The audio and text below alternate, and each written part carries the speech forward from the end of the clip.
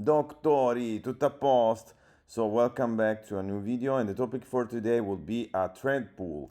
But before diving into that, let me talk a little bit about the project. So Sane C++ libraries is this project that I have created. It's a set of platform abstraction libraries for macOS, Windows, and Linux. It's fast to compile, it's bloat free, it's simple and to read, hopefully. It's easy to integrate. You just add like a single file. There's no build system. There are no uses of the C++ standard library or exceptions, and no third-party dependencies. So make sure to check it out. There's a lot of material, and there is also ways to get in touch, which is the Discord. You can contact me on Twitter and so on. These are all the references. So let's go back to the topic for today. So thread pool. First of all, why do I even want to do that? I would like to create a thread pool because the fancy SC async library has file operations, and those file operations on POSIX are basically even if the key event or the epoll APIs are signaling those operations as ready, they will be executed synchronously unless you are using like direct IO, which is not something that it's regular to be used in a regular operation. So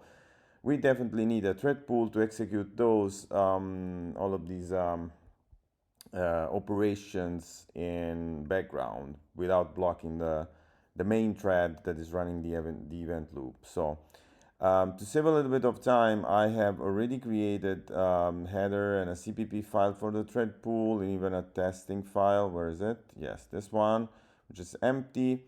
While the header, I at least like have been drafting how the API should look like. So my idea is for this thread pool to have like a creation function with a predefined number of threads. It can be destroyed, of course. You can queue a task, and a task is just a function basically to be executed in background, and you can wait for all tasks or wait for a single task. So I don't know if I will be able in a reasonable amount of time to implement everything, but let's see where we can go. So first thing I would do, I would declare some things we will need for sure. So for sure we will need a task. This is first in, first out. So let's say task head and task tail. So this is where we store our first in, first out queue. Definitely we will need to have some pointer such that we can navigate to the next next task. I think I would like for every task to be tracking the thread pool that it's coming from, because if you happen to have multiple thread pools, then yeah, we want to know that. So I think this really needs to be here, and we can use this also as a flag for when a task is basically empty. Then I would like to track I don't know if I want to track the number of tasks. Maybe I should be tracking the number of running tasks, but I definitely would like to track the number of worker threads on worker threads. Let's say I will make a mutex because I will need to protect many things, many of these fields from being read and to read and write them from the background threads. I guess I will need some condition variable. So condition variables are something you use to communicate, or let's say sync between threads, and I think we need one for each direction. So we need one to signal things from the, let's say, main thread to the background thread, and another one to signal, let's say, completion of tasks from background threads to the main threads. So let's say condition variable task, how can we call it? Task available. Yeah, so something to signal when a new task is available to be, let's say, executed. Another one, we can call it task completed, ready. I don't know. Let's say completed. When a task has been completed. Now, I think this should be good to start. So let's try creating the threads. So I could be using the thread object here to create the threads, but this has a disadvantage because I would be forced to store them and I would like to make this non-allocating. So I would like to create the threads and simply detach them without needing to store any handle because the tasks will terminate themselves when some condition is met. So to do so, I cannot use the thread the thread object because this needs to live on somewhere until the thread is executed, and this will not allow me to make like a thread pool with a variable number of worker threads without doing heap allocation. So here we are doing something different. I think I will take the directly using the Windows API and the POSIX API. So if SC platform Windows, and if we are not, to just include pthread. Oh, task. Now, oh, I don't like this warning. Let me shut it off. Can I do that? Yes. All right. Yeah, let's try to implement the create. So create is this one. SC ThreadPool create worker threads, and this returns a result. So I should make it for, I don't know, size D idx equals 0. idx is less than worker threads. idx. Let's see, if we are on Windows, we will do something. Otherwise, we will do something else. So I think I can just copy the code to create a thread from here. Pthread create, yes. Okay. I want to create pthread tthread. Yes. Thread function. Let's create a thread function. Let's create some struct internal, or I don't know, maybe let's say worker thread. Yeah, worker thread. Yeah, I like it better. Worker thread, so it will be our private place where we can do all of this fancy hidden stuff. Struct. Now I want to use it here, so I can say worker thread, I don't know, execute, and I can make it is it a void star? Don't remember. How is the signature for the function callback return type void star? Exactly.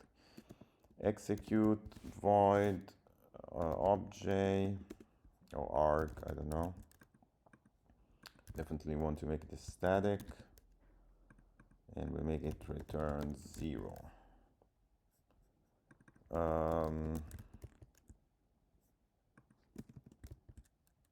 what do we need? A user parameter argument. Sure.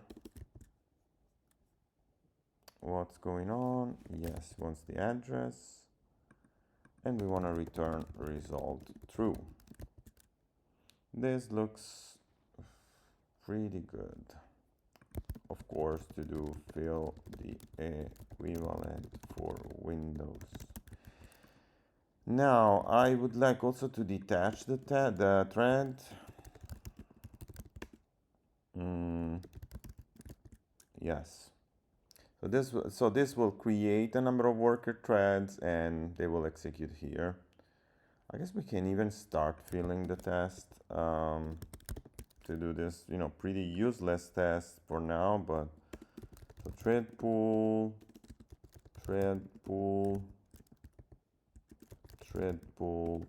create, I don't know, 4 threads. We will test expected. Oh, why? Well, oh yes, okay. Just a spelling error. Now, does this even work? Let's see. Thread pool. Yeah, we can create some threads and just leak them. Beautiful. Okay, what's next? So create is creating the background threads. Yeah, maybe we also want to fill this one. Equals worker threads, and I guess this can be, yes, our condition for the thread pool to be initialized, that we can check it everywhere. Let's do the destroy. Well, the destroy maybe later, because we will need to also wait for tasks, because we don't really destroy the threads, they are already created. So the first thing I would like to do is the queue task. Queue task. How do we queue a new task? SC result. We definitely want to check if we are initialized, so num worker threads needs to be bigger than 0. Uninitialized. I don't know, I will make the messages nicer maybe later offline. And I want to set the task to be my head. So if task head is null, the FIFO is empty. So we want to make task head to be task and task tail to be task. Otherwise, we can make task tail next to be task and task tail to be task. Yes. It's a private member.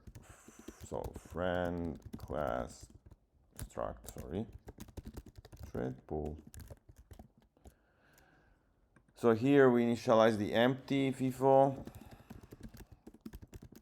Here we append to the FIFO. FIFO is in Italian, the spelling, I guess. FIFO. Is this correct? So we have a tail, which will become our one before the last element, and we make it point to the current task that will become the last. Yes, this is correct. Looks correct. So we need to use the fancy mutex now to lock all the things. Yeah. Of course, we can do pull mutex lock unlock, or we can use a defer. I will use the lock unlock for now. Well, I can use a defer, why not? Include foundation deferred. So this is kind of like zig deferred, very simple. auto defer poll mutex is make deferred this poll mutex unlock, and so we are sure this will be unlocked at the end of the scope. Queue task. Yeah, let's modify the test. So let me create the tasks. ThreadPool tasks. Let's say I make 100 tasks. Let's make static const text size t num tasks to be 100, so I can refer to it. Size t idx equals 0. So for all the tasks, I am queuing the tasks idx. Of course, the task needs to be initialized. So tasks idx dot function equals some lambda. I don't know. I just started with the I don't know. Say size the values. Let's make them the same as the tasks. So we'll make value. Let's initialize all the values first. Does it make sense? No, maybe no. I can do it in a single loop. So values idx equals, I don't know, idx, and in the function we can say values idx. No, this way I will be grabbing the wrong thing, because this will go out of scope, the idx. This is not Rust, unfortunately. So let's say we make my value. Yeah. Let's make it like this. Yeah. Size t value. And so my value is idx, and I grab value and I make value. I don't know, I'll be adding 100.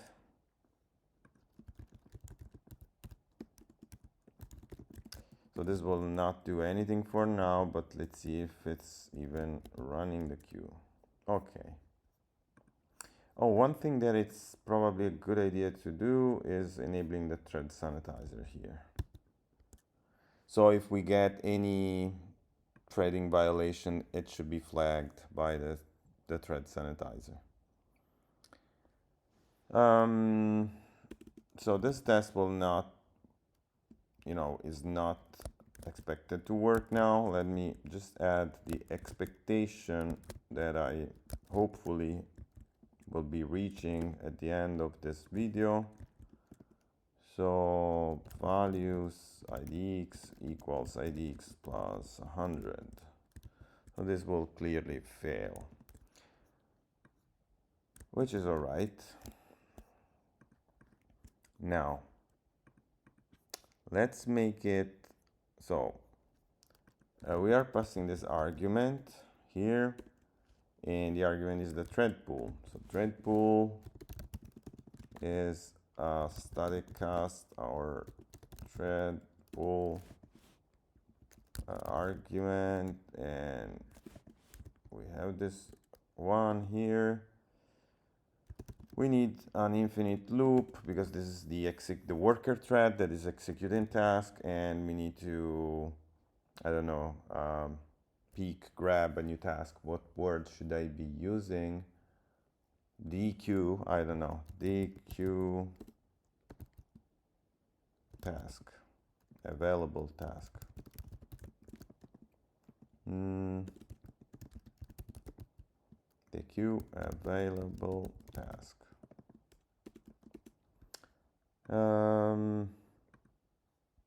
I think we should make it such that it will return if it's like some condition is met to stop the execution. Maybe let's add a flag for that. Bool stop requested.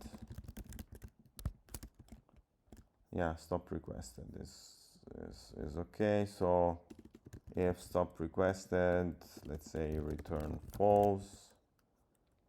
So if returns false, we will be blocking it. So of course this needs to be one argument. If ThreadPool stop request, we will return.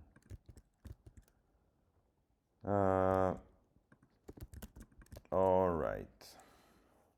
So what else should we be doing? Definitely we want to be locking the pool. Sorry, the mutex, the pool mutex.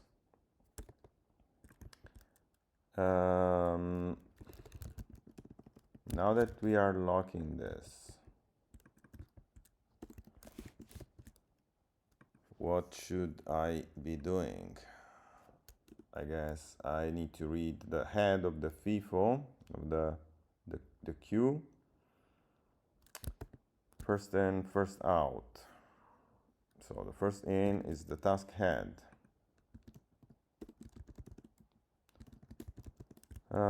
Yeah, so let's say task. Let's return it here. So let's make it task. Task. We'll be passing the task here. And I can pass the task here. So task is the ThreadPool task head.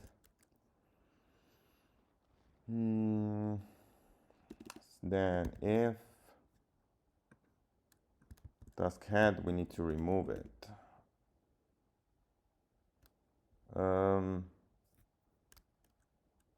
Yeah. Task head equals task head next. Otherwise, I think we need to do ThreadPool.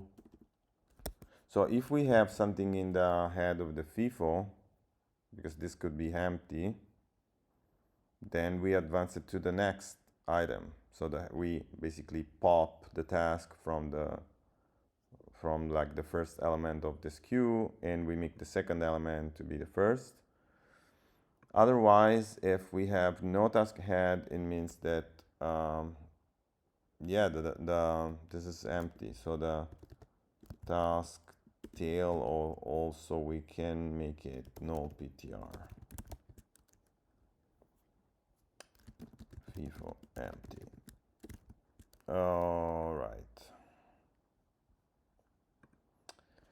So this looks decent. So if task, because it could be null PTR, task function. All right.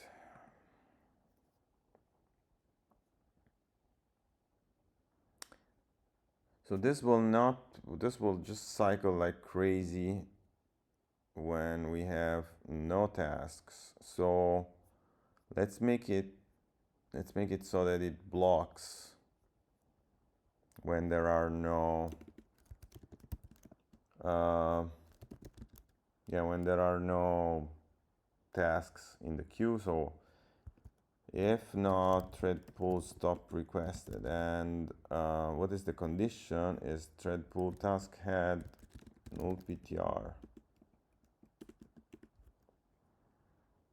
We can say ThreadPool, what was the name of the condition? Task available, wait for the mutex. So this is blocking here for this task available. We should be signaling the new available task here. Yeah. Task available signal. So here, this is basically blocking, unlocking the mutex, and when task available is, we get the signal here. This is acquired again, and the mutex is acquired again. So we definitely need to unlock it, yes. Yeah, this looks reasonable. Let's see what happens if we run it. Oh, task.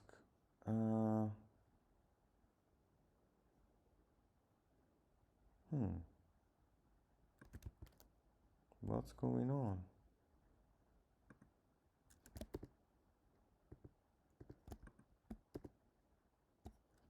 Yeah, all sort of. This is not going very well. Help me. So, yeah, we see the trend sanitizer saying there is a data race, but it's elsewhere, so we don't really care.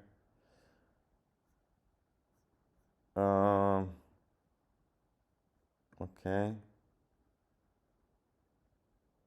So stop requested. Oh, of course. Yeah, because we are not waiting in the test. Yeah. This is just leaving, so we are not wait. So we cannot test this until we have a wait for all tasks implemented.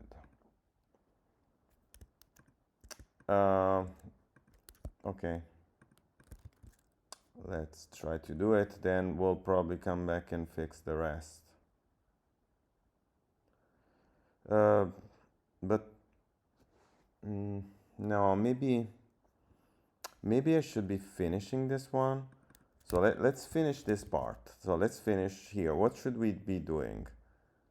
After the task is done, we should be, let's say, signal task completed. ThreadPool task.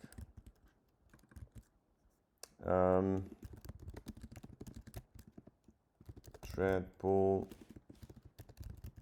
and task. So this is definitely using the mutex, and it's using the task completed and signal that we completed the task. I think we should avoid doing that when stop is requested, because this is handled on top. So yeah, signal should also be tracking probably the number of running tasks. Num running tasks.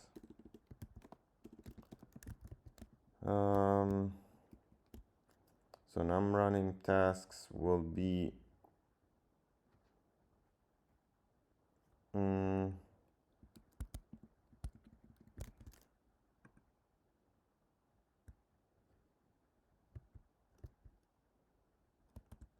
yeah, num running tasks plus, yeah, let's do it here, and num running tasks is decremented when it's completed.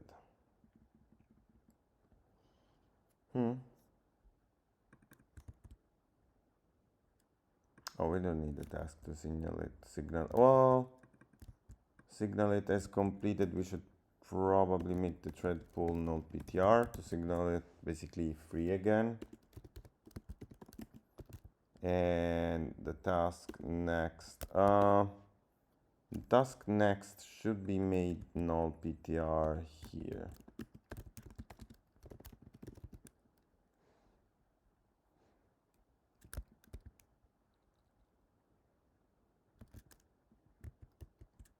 Yes.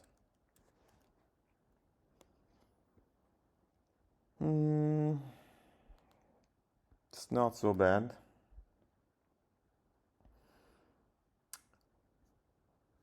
And also here when leaving, we should signal again that the task is completed. Num run num threads at this point is decremented because we are stopping the infinite loop and stopping the execution here of the thread.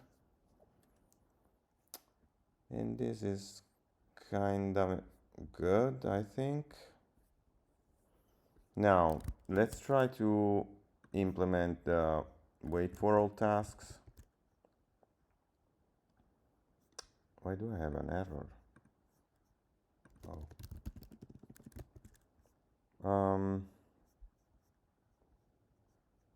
Wait for all tasks. So how is this meant to be working?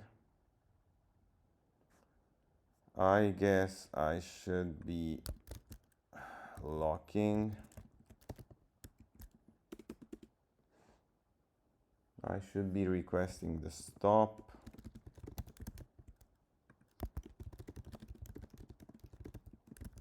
And once I request the stop, I should also signal, because the tasks may be all waiting for an available task, I should signal the available task. Just basically a fake available task.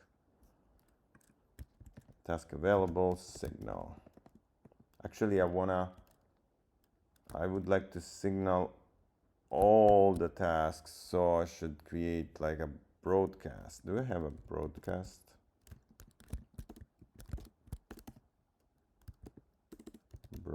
Broadcast. Oh, there is no broadcast. Adding a broadcast. Adding a broadcast. It should be very easy. It's just condition broadcast.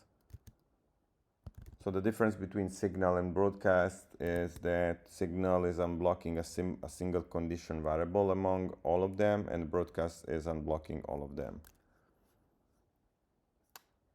So signal broadcast. Don't remember exactly the one for Windows. Where is it? Wake. Maybe it's a wake all condition variables. Let's see. Wake all condition variable. Yes. All right. So we have the broadcast, and yeah, I would also make the task head null ptr task tail, just in case. Maybe to do free all elements of the, let's say all let's say queued tasks. So next null ptr and ThreadPool null ptr. I want to do that now because it's yeah, it's not required for what I would like to do now.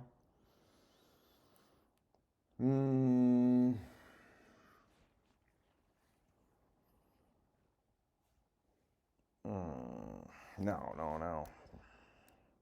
Guys, help me. What should I be doing?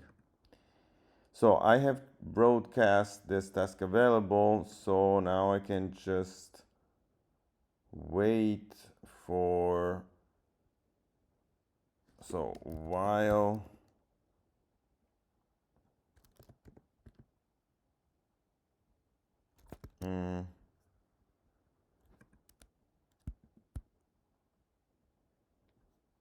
num worker threads.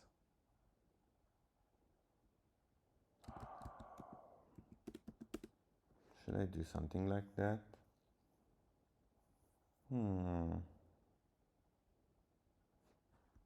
So this is broadcasting the task available. We are setting all of these to null PTR. We are, so this guys will be signaling a task completed. Okay, so I should wait on a task completed. I should be waiting on a task completed.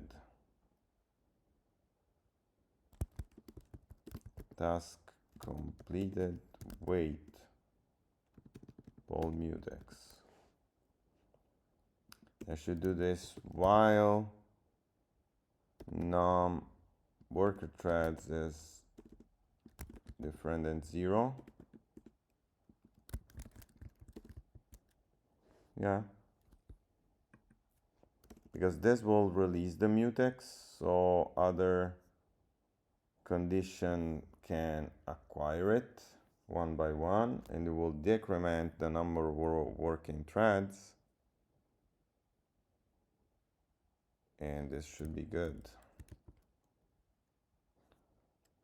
Oh, what am I doing? Oh, of course, I did not update the test.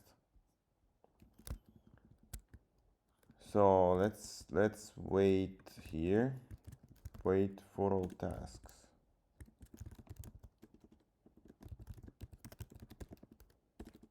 Expect. Okay, well, you can see that the thread sanitizer is helping us. So it's saying that we are writing here.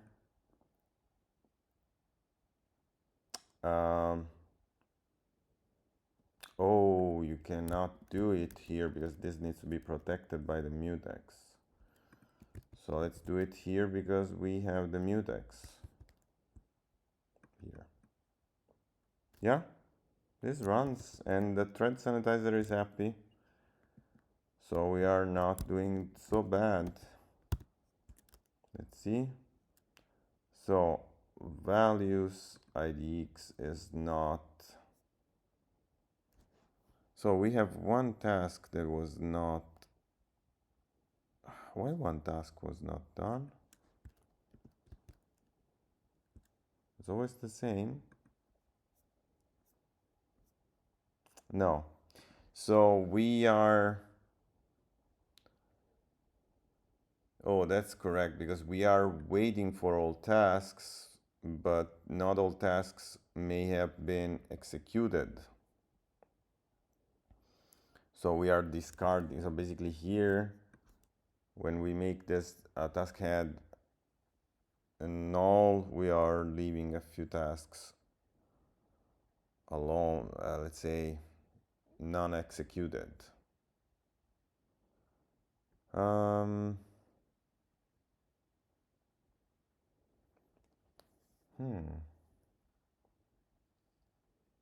So should I make the wait for all tasks? I was not really into this nuance. So I said, okay, let's block the execution until all queued and pending task will be fully completed.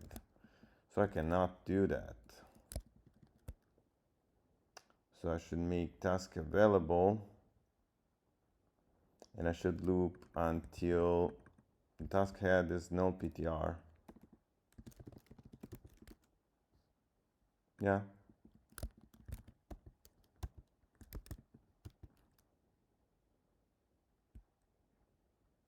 This is not working yet.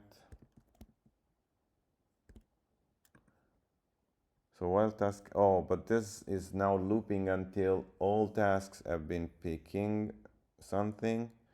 So I need to be looping until task head is null PTR.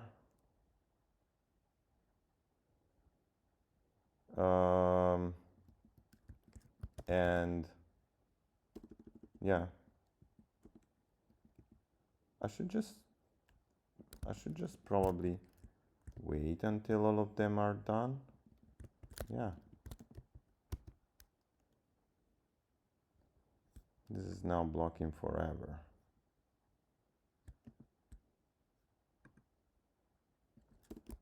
Sorry, well, task head is different than NodePTR.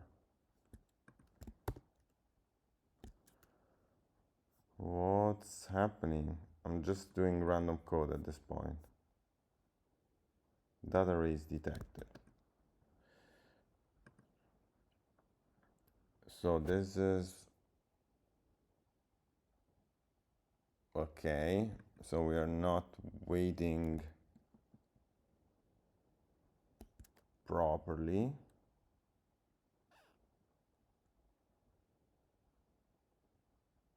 Hmm.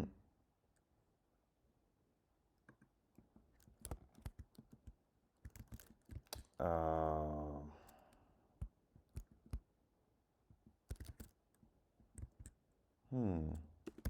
Should we do like while num worker threads is different than 0?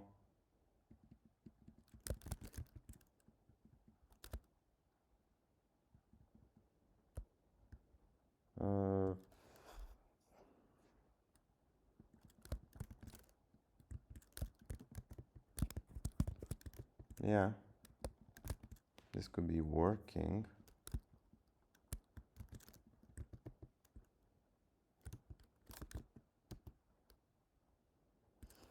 Yes.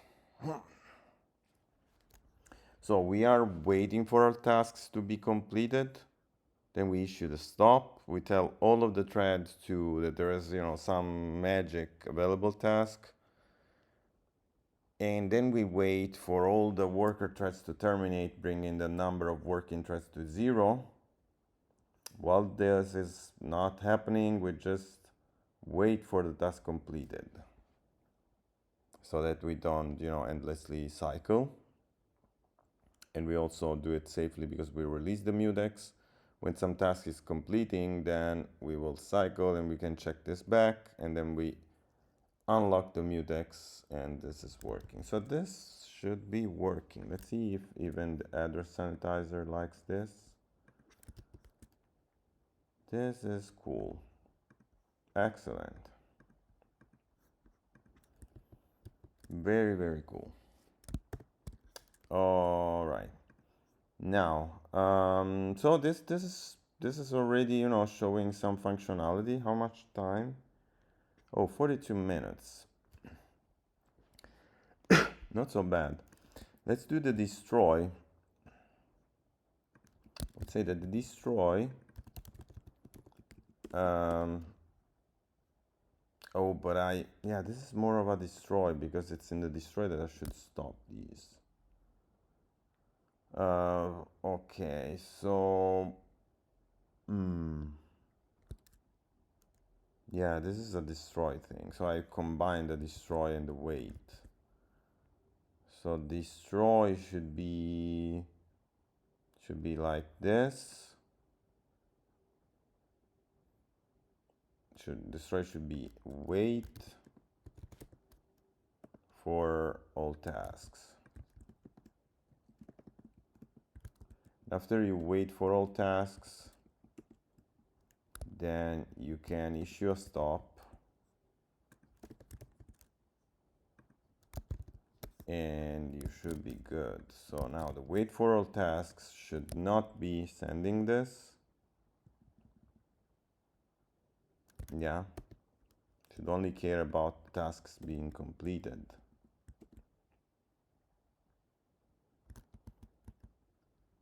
And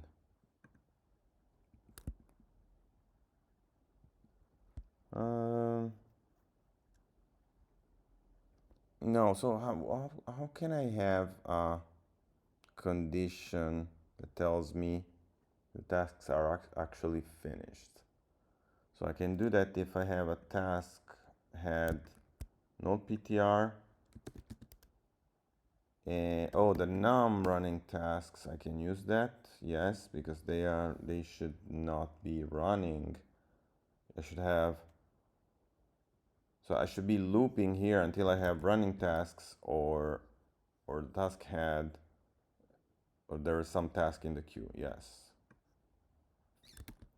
Let's see if this is still working.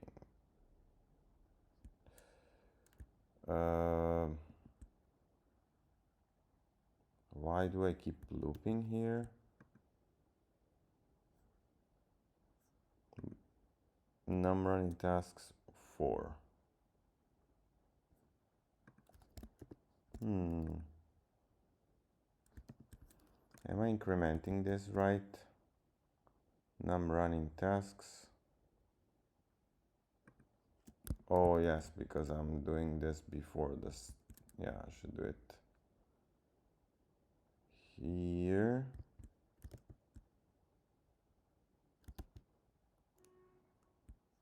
Let's see. Yes. All right, so this works. And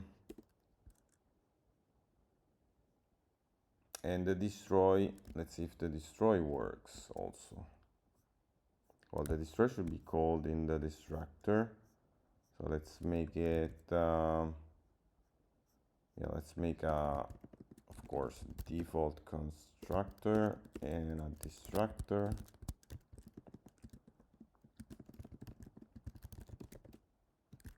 Destroy.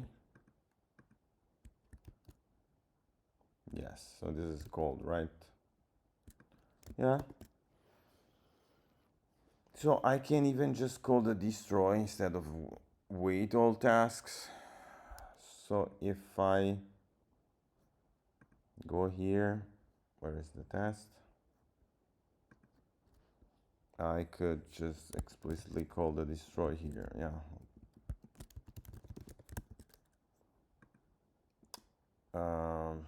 Yeah, also because the tasks, yeah, the tasks are destroyed before the thread pool, so I should make sure not to use any of them before this is ending.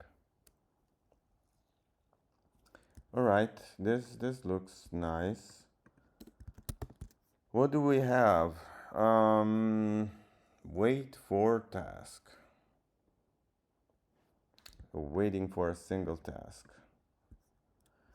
I mean, this is, should I implement it? Probably not. The video is already pretty long. I don't want to make it so long.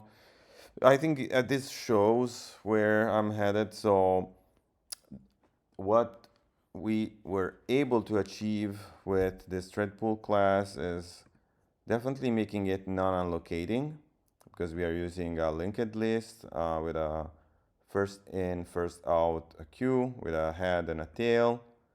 We are tracking how many threads we have, but we don't store the threads themselves. So each thread is autonomously, terminating itself upon some condition that is reading from the thread pool. And this allows us with the signals in one direction, the available, and the other direction, the completed, to communicate between the thread pool and the worker threads.